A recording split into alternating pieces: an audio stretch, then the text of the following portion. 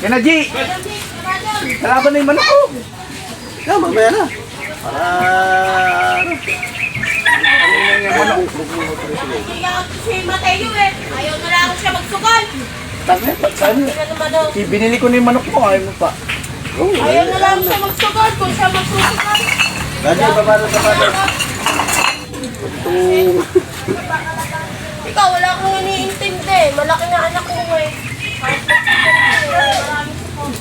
G, dos-dos ka lang. Kaya magkano akong kaila? Gagi, 5-5 nga ako, tapos si Budang 1-1. 1-1 daw siya. Siya daw, magkano? Yan, 500. Doon, naman ka dadar. Naman ako niya.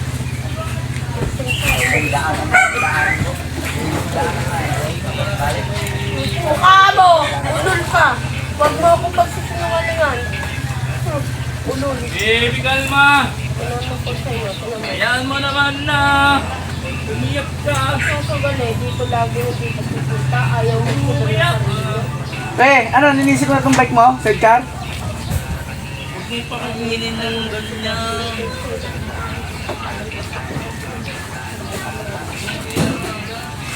Ano? Bibili mo. Ano na? Ito yung ginagamit yung service. Ano ba gagawin yung service? Paano pa rin?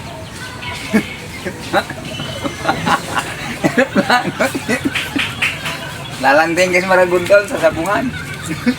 Maganda sana maaga doon pre para makaintay tayo ng mga doon. Sana ikaw na kumugaga. May motor ka, diba? Oo. O, ba't tayo may pupunta? Yak ka pa rin yak. Sabi niya kung gusto daw sa trust eh. Hindi, yak pupunta. Wala na yung pera. Paano na yung kahapon eh. Talo pa yung isang araw sa hapon doon eh. Sugal na naman. Ay, nagsugal na naman.